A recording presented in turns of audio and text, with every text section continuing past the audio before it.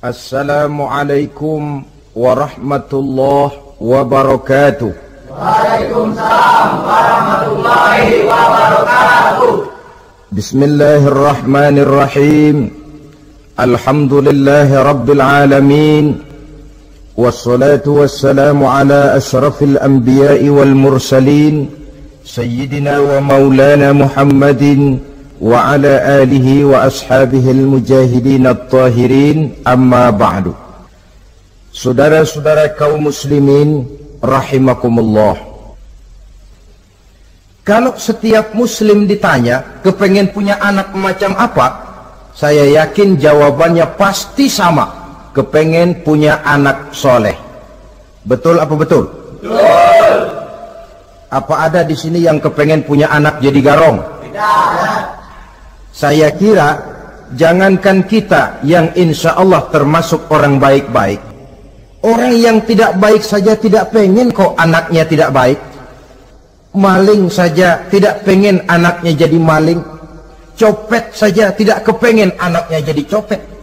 Dia masih bisa bilang sama anaknya, "Nak, bapakmu sudah kadung jadi maling, kamu jangan nurunin." Itu yang ketahuan malingnya. Maling saja tidak pengen kok anaknya jadi maling, apalagi yang bukan maling.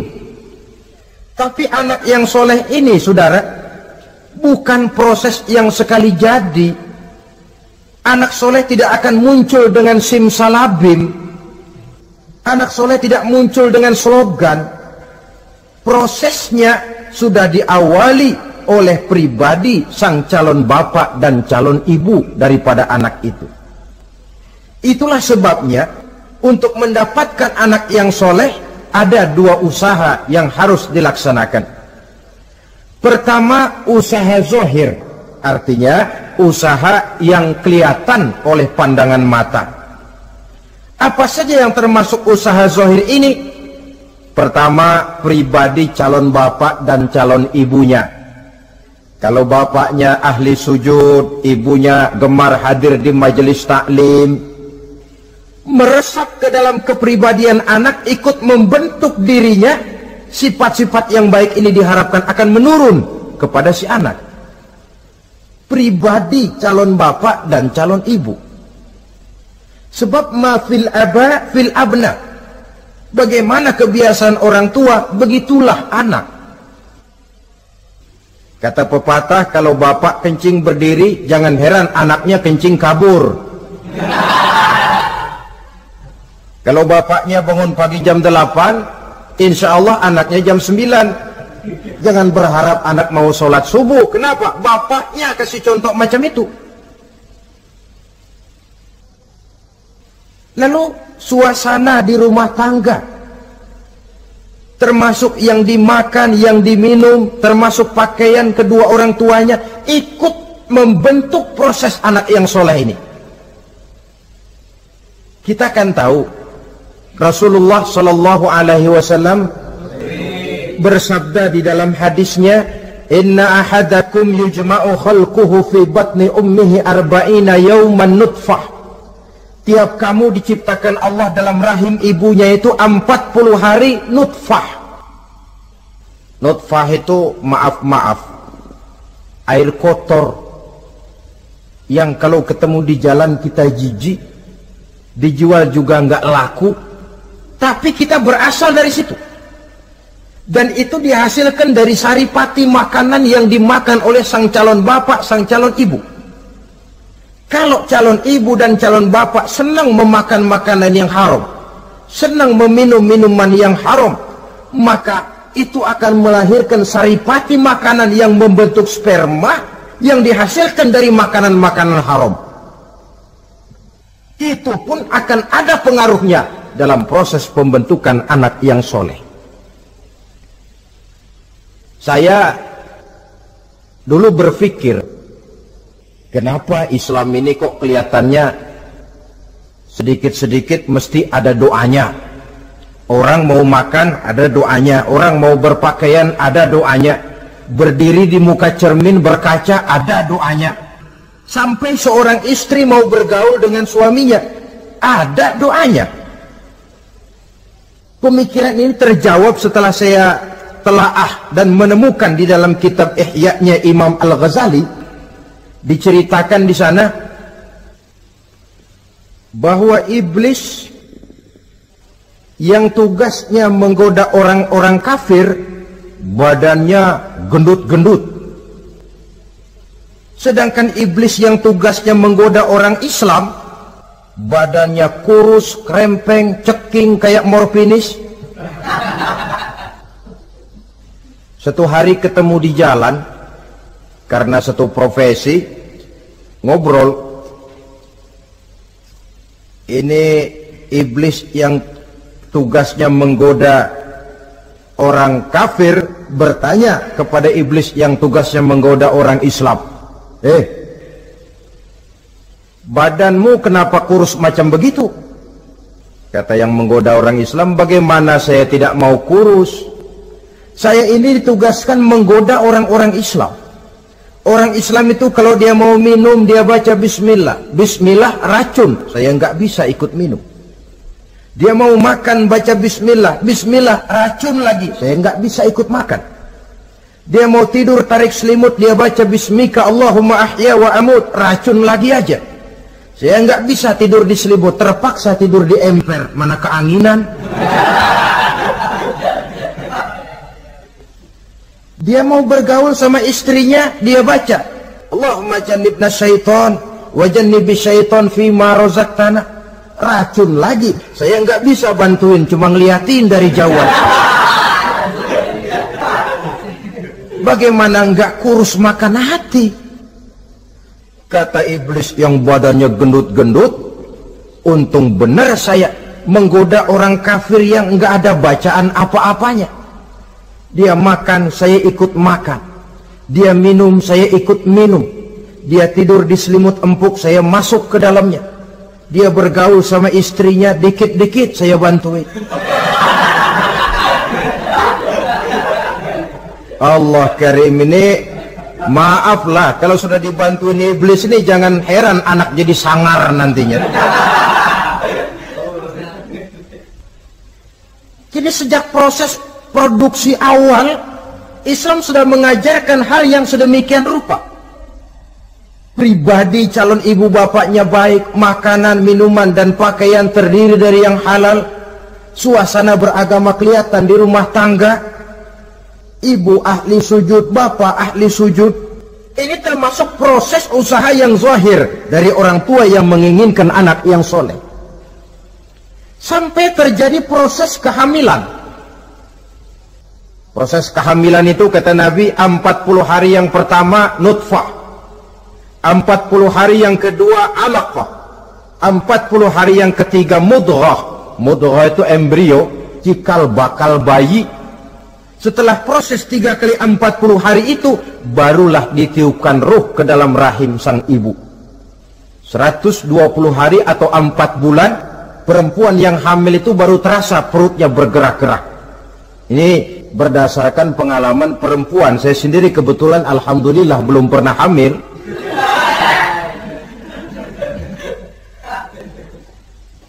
Saudara-saudara, sampai usia kehamilan itu 7 bulan, ada tradisi yang disebut 7 bulanan. Itu tradisi dilaksanakan baik, tidak pun tidak apa-apa. Tidak ada perintahnya memang, tapi juga tidak ada larangannya.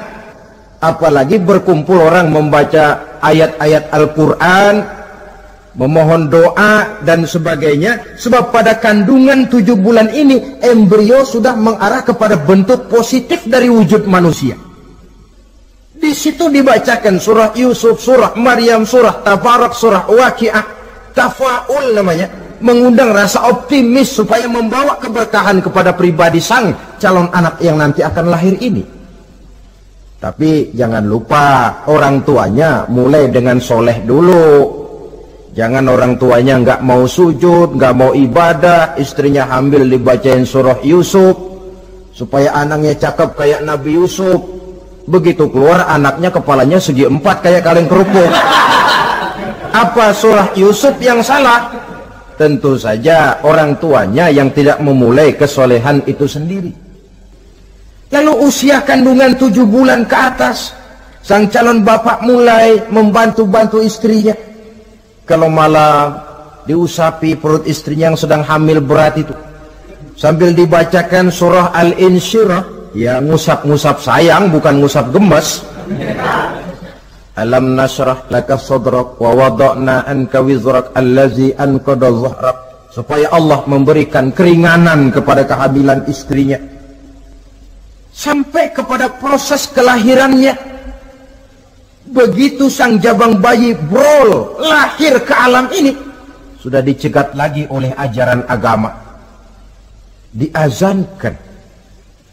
Diriwayatkan oleh Abi Dawud, kana Rasulullah sallallahu alaihi wasallam azana al-Hasan wal Husain fi uzunaihi al-yumna wa aqama fi uzunaihi al-yusra. Adalah Rasul mengazankan cucunya Hasan dan Husain di telinga kanan, mengkomatkan di telinga kiri. Bayi muslim lahir ke dunia dicegat dengan suara azan. Apa sebab? Bayi yang baru lahir ke dunia ini ibarat kaset kosong. Kalau kaset kosong dipakai merekam, daya rekamnya kuat. Maka bayi yang baru lahir ini, sebelum sempat dia dengar cintaku sedalam lautan Atlantik, belum sempat dia dengar gelas-gelas kaca, belum sempat dia dengar tembok derita,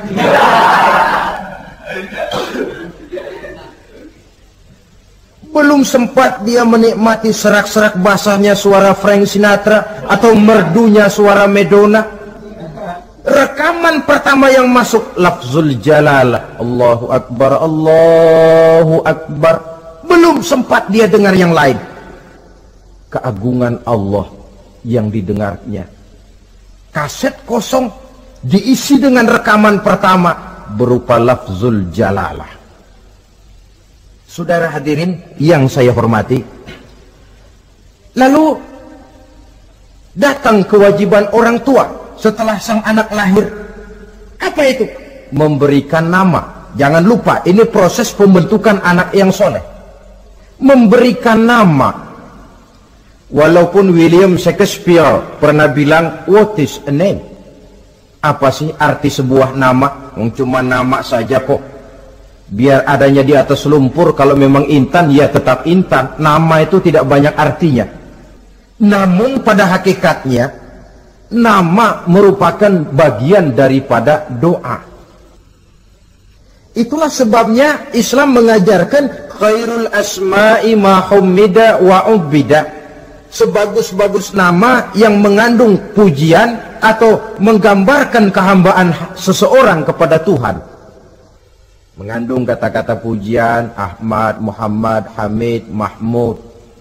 Mengandung nilai kehambaan seperti Abdurrahman, Abdurrahim, Abdurrauf. Jangan mentang-mentang ada di Quran anak dinamai Jahannam. Wah, kenapa Jahannam? Itu kan ada di Quran, Pak. Iya, di Quran, tapi lempengan neraka itu. Sekarang ini saya melihat gejala akibat rasa malu beragama. Kan zaman sekarang kadang ada tuh orang malu mengakui Islamnya. Bertemu teman, Assalamualaikum, malu, minder. Berangkat ngaji bawa Quran, malu, minder, rendah diri, malu mengakui Islamnya. Termasuk diberikan nama yang berbau-bau Islam ini. Malu katanya, kampungan. Bapaknya kasih nama bagus Ibrahim, lantaran pengen nyentrik dia potong Bram. Ibrahim kampungan, Bram aja nih lah. Ah, itu kan cuma nama, Pak. Memang begitu mulanya.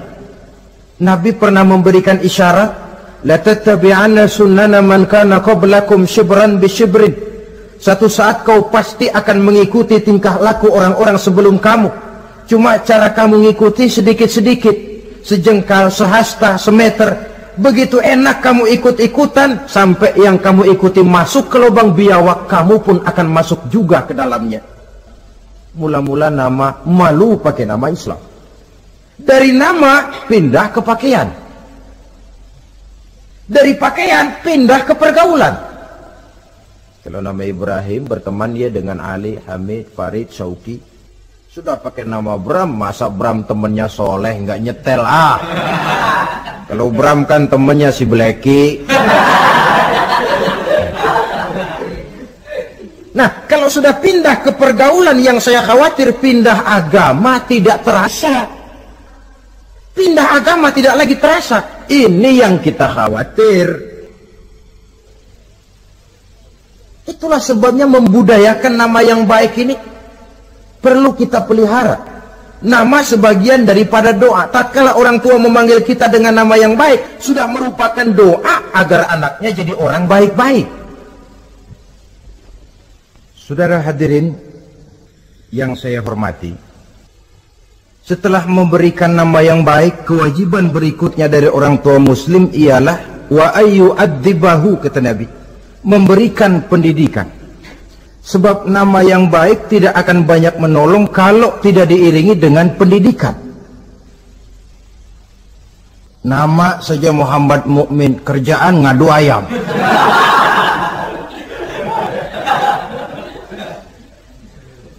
Nama yang baik tapi lantaran tidak diiringi dengan pendidikan, tidak akan banyak menolong.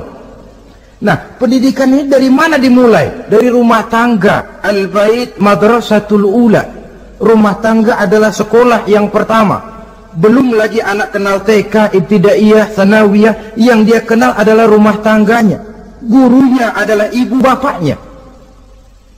Dan proses mendidik anak ini tentu merupakan proses yang panjang, memerlukan pengorbanan dari kedua orang tuanya. Namun prinsip lebih baik sekarang orang tua berkorban daripada menjadi korban. Kalau orang tua tidak mau berkorban untuk mendidik anaknya, percayalah pada suatu saat dia akan jadi korban, dilawan oleh kebrutalan anaknya sendiri. Biarlah kita orang-orang tua ini peras keringat banting tulang, pergi pagi pulang sore, kaki jadi kepala, kepala pun jadi kaki, untuk satu cita-cita agar anak-anak kita kelak lebih baik daripada kita sekarang ini. Mendidik. Karena kian hari kita dihadapkan dengan kenyataan peledakan penduduk, sulitnya lapangan kerja, persaingan hidup yang makin tajam, sulitnya ekonomi. Kalau anak kita tidak bekali dengan pendidikan, dia akan tersudut di pojok-pojok kehidupan untuk lebih banyak cuma jadi penonton daripada pemain di dalam kegiatan kehidupan ini. Nah, setelah memberikan nama yang baik, lalu mendidiknya, lalu datanglah usaha yang batin di dalam proses pembentukan anak yang soleh ini, yaitu mendoakan anak. Yang baik tentu doa dari orang tuanya sendiri. Sebab kata Nabi, doaul walid liwaladihi kadu'ain nabi li ummatihi. Doa orang tua kepada anaknya seperti doa Nabi kepada umatnya. Sebagaimana doa Nabi kepada umatnya tidak ditolak, begitulah doa orang tua kepada anaknya. Di keheningan malam, si orang tua ini sering bangun, tahajud, sujud dia di hadapan Allah dengan menitikkan air mata, memohon doa dengan doanya Nabi Allah Ibrahim, Rabbi habli minas salihin. Ya Allah, berikan kiranya saya anak yang soleh. Nabi Ibrahim tidak minta anak pintar, Nabi Ibrahim tidak minta anak yang tampan, Nabi Ibrahim tidak minta anak yang kaya dan punya kedudukan tinggi. Yang beliau minta, Rabbi habli minas salihin. Ya Allah, berikan saya anak yang soleh. Kelihatan ini ketika beliau punya anak bernama Ismail, lalu turun perintah Allah, hai Ibrahim, potong leher anakmu Ismail. Nabi Ibrahim bermusyawarah, Ismail, saya Abah, Allah memerintahkan saya untuk menyembelih leher kamu. Menurut pendapatmu bagaimana, mimpiku ini laksanakan atau tidak? Apa jawab Nabi Ismail? Ini bukti doa anak soleh. Abah, kalau memang itu benar perintah Allah, laksanakan Abah. Ya abati if'al ma tu'mar, satajiduni insyaallah minas sabirin. Kalau memang itu perintah Allah, Abah, laksanakan, potong leher saya. Anak soleh. Kalau cuma anak pinter tapi nggak soleh, mungkin jawabannya nggak begitu. Nak, bapak disuruh Allah menjelmelih leher kamu. Bagaimana nak, laksanakan jangan. Mungkin dia akan jawab, kenapa saya bapak aja potong yang udah tuaan.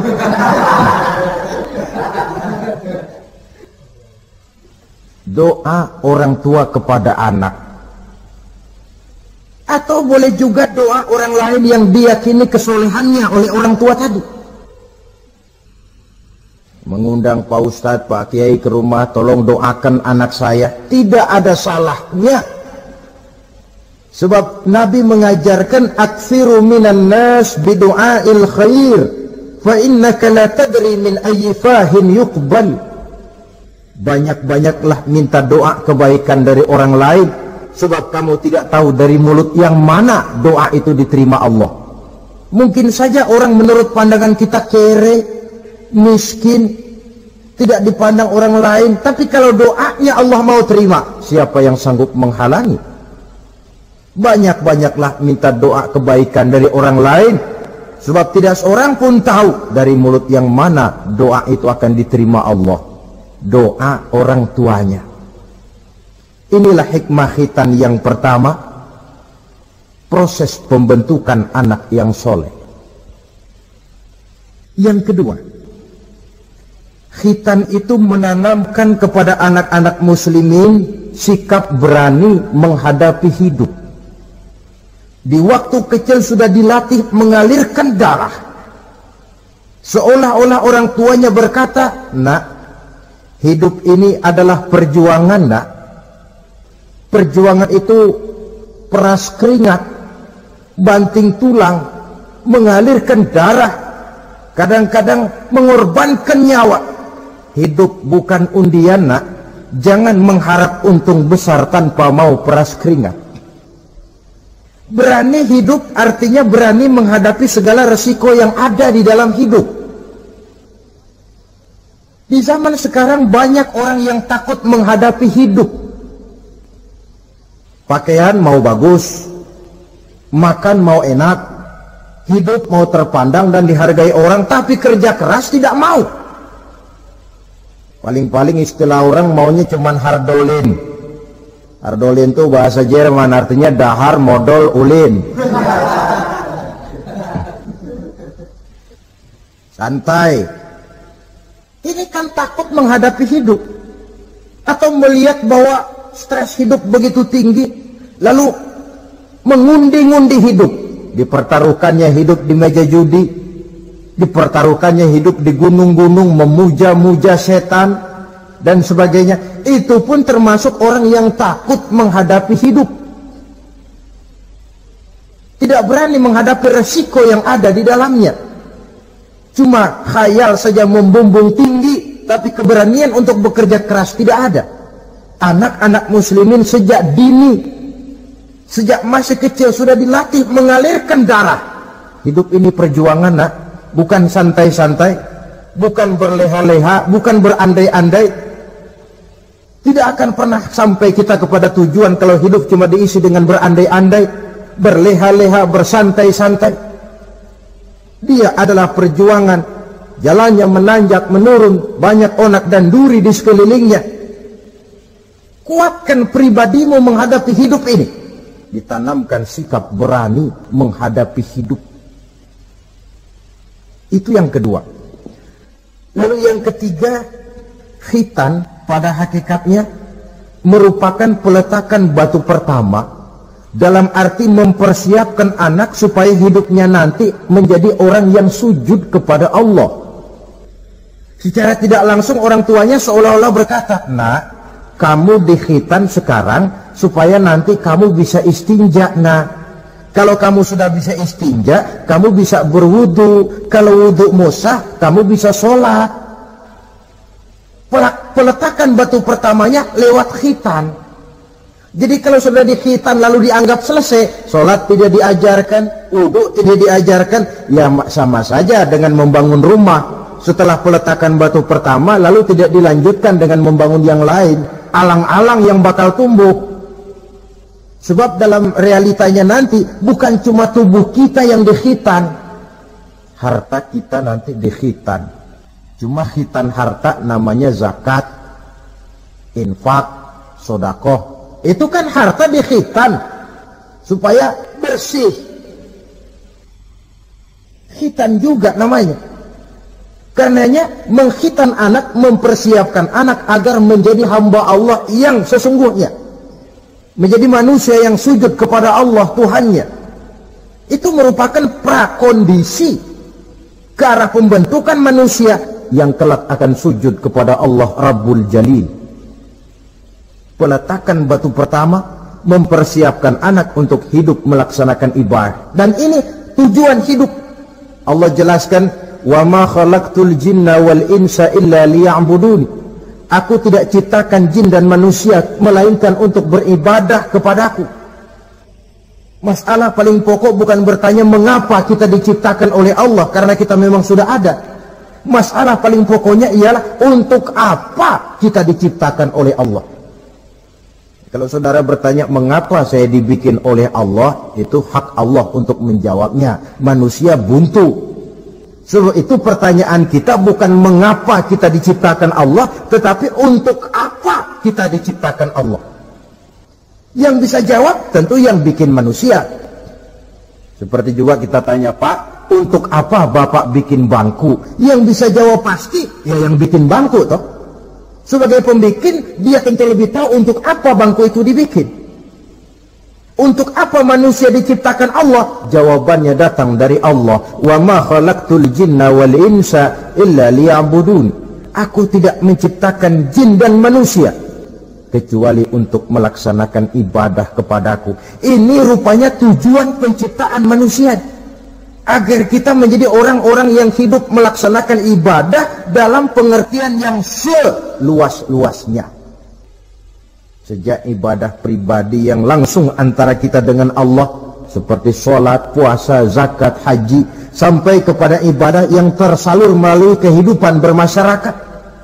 Umpamanya membangun, memelihara kesehatan, menjaga keamanan di kampung, yang kalau kita niatkan untuk mencapai ridho Allah, insya Allah itu akan bernilai ibadah. Tujuan penciptaan manusia ternyata tidak lain untuk melaksanakan ibadah. Prestasinya di hadapan Allah bergantung kepada sampai sejauh mana nilai ibadah itu dilaksanakannya. Ini yang ketiga. Yang keempat, hikmah daripada khitan itu dari sisi orang tua, menempatkan perintah Allah di atas perasaan dan kepentingan pribadi. Ada nggak orang tua yang nggak sayang sama anaknya? Semua orang tua sayang kepada anaknya. Jangan anak sampai dipotong mengalirkan darah. Anak main saja, main layang-layang, jatuh, pulang kakinya berlumur darah, sudah ribut orang tuanya. Kenapa nak? Kenapa sayang? Kenapa raja? Aduh, raja lah kita. Tapi ini perintah Allah. Perasaan pribadi, kepentingan pribadi kalah oleh perintah Allah. Ini mestinya watak seorang muslim. Kalau sudah begitu perintah Allah, begitulah kita laksanakan.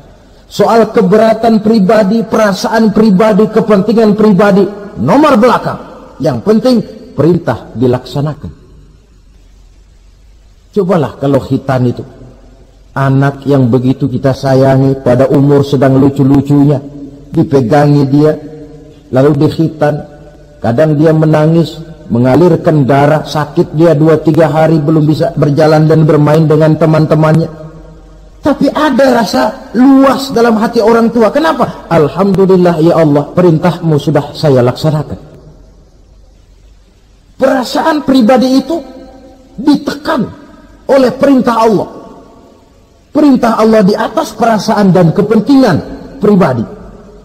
Kalau perasaan ini sudah kita miliki, itu pertanda nilai iman kita sudah mapan. Tidak cuma dalam khitan, dalam berbagai perintah agama.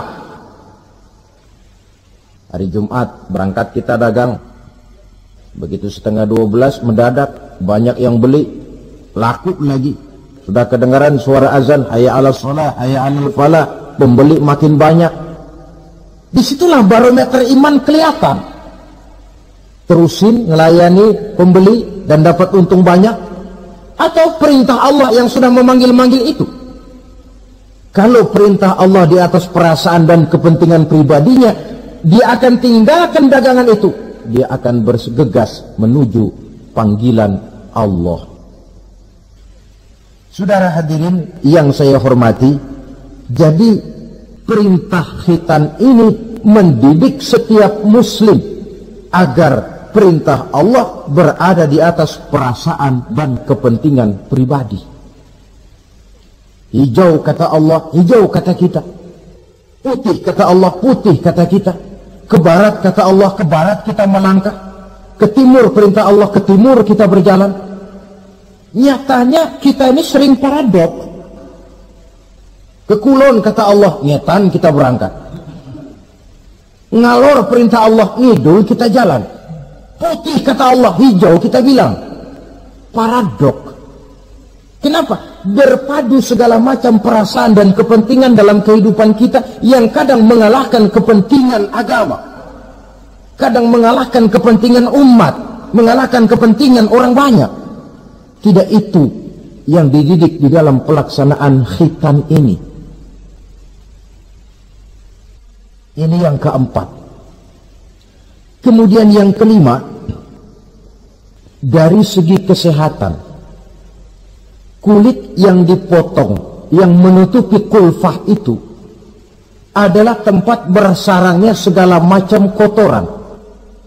Membiarkannya mengendap bisa saja menimbulkan kanker kulit.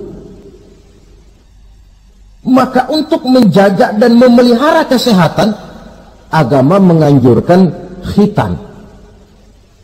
Di samping tentu ada unsur kepentingan biologis. Ini maaf-maaflah, kalau nanti orang sudah bersuami, sudah beristri, akan terasa manfaatnya khitan. Lain loh yang dikhitan dengan yang tidak itu. Coba saja tanya orang, makan pisang itu yang enak dikupas dulu apa dimakan kulit-kulitnya? Ya mesti tentu yang enak ya dikupas dulu. Kalau kulit-kulitnya juga dimakan, rakus namanya. Belum lagi kemungkinan bisa jadi penyakit. Dari segi kesehatan, dari segi kepentingan biologis, perintah khitan ini kembali manfaatnya buat kehidupan manusia.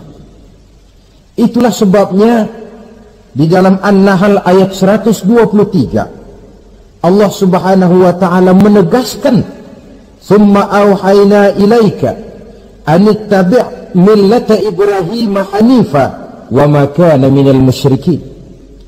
Kemudian kami wahyukan kepada kamu wahai Muhammad, ikutilah agama Ibrahim yang hanif ini, dan tidaklah ia termasuk daripada golongan orang-orang yang menyekutukan Allah. Artinya syariat khitan ini yang berasal dari sejarah kehidupan Nabi Ibrahim diteruskan oleh syariatnya yang dibawa oleh Nabi kita Muhammad sallallahu alaihi wasallam.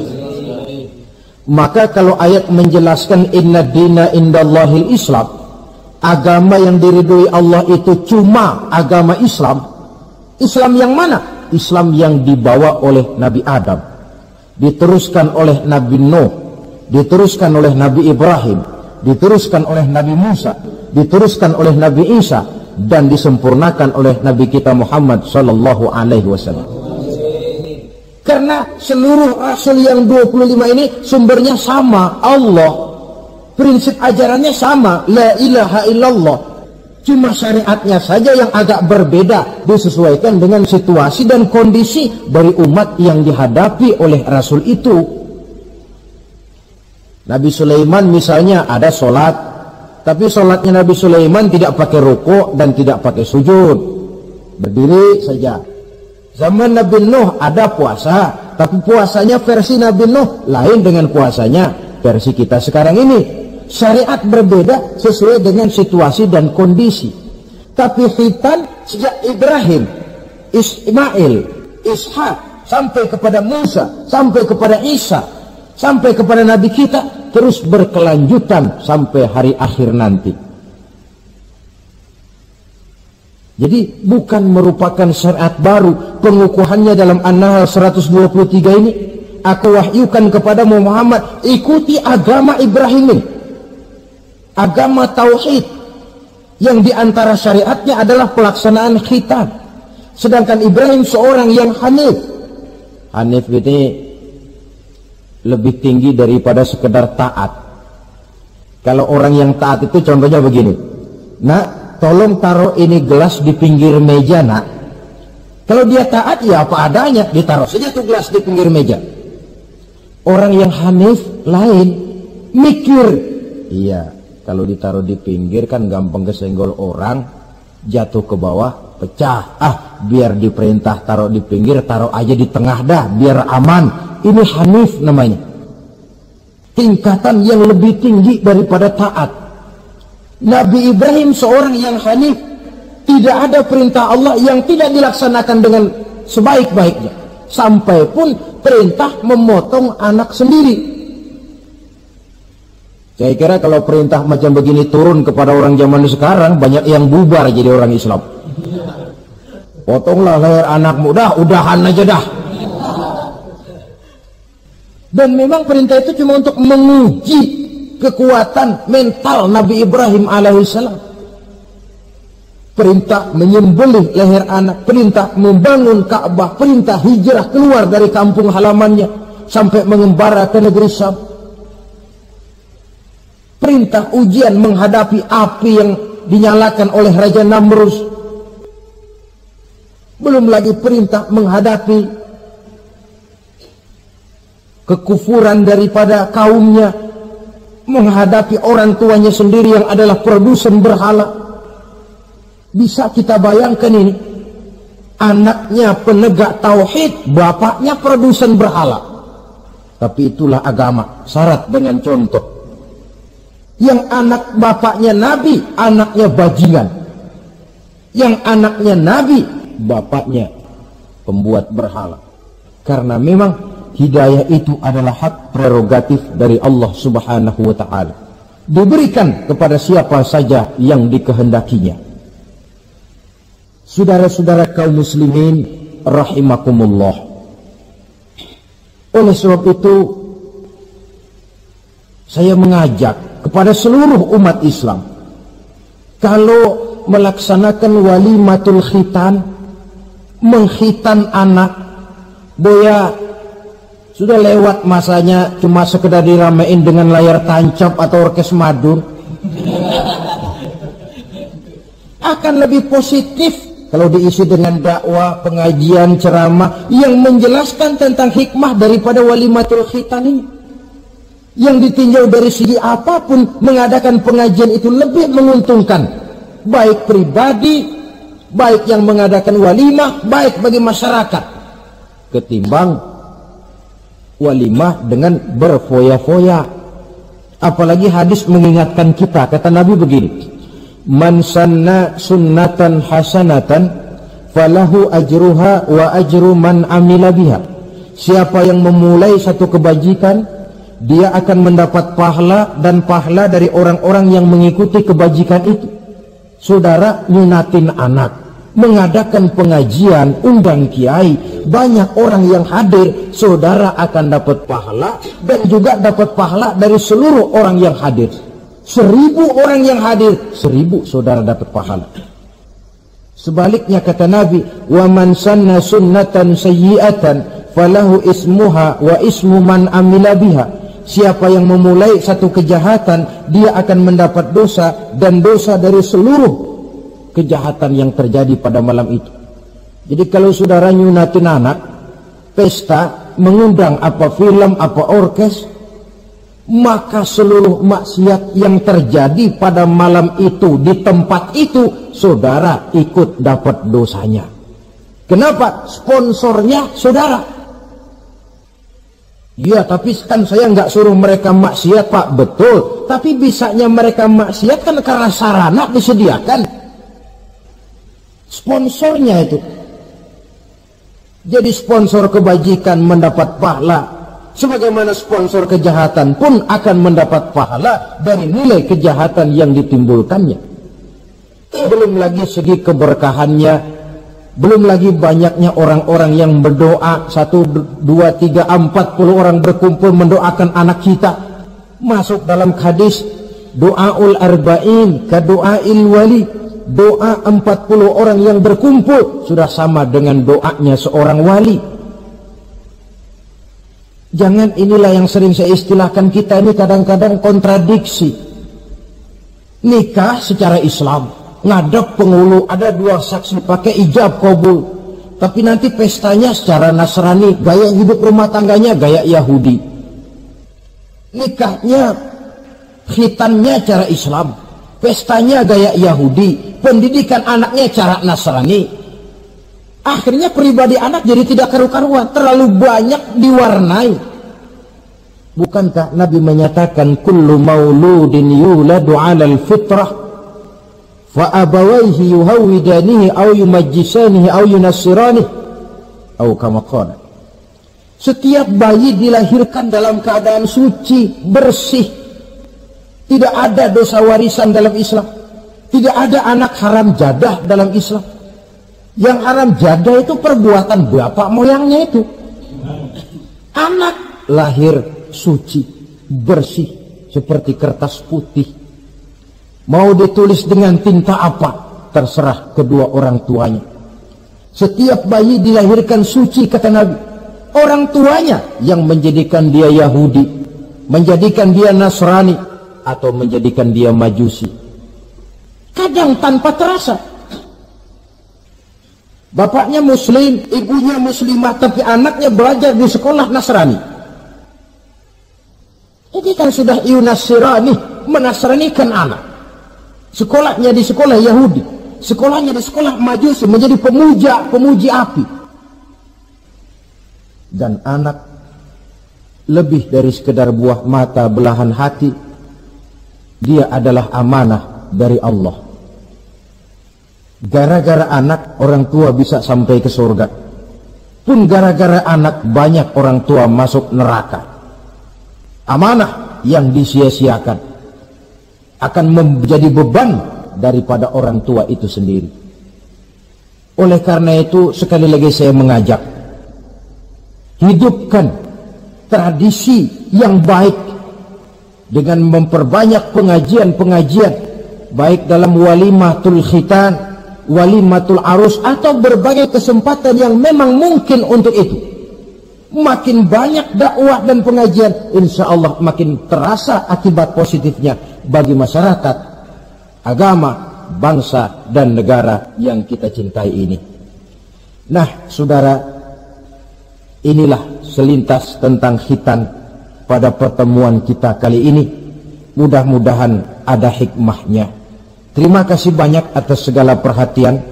Mohon maaf atas segala kekurangan. Usikum wa nafsi bitaqwallah. Aqulu qawli hadha fa astaghfirullahal azim li wa lakum. Wassalamu alaikum warahmatullahi wabarakatuh.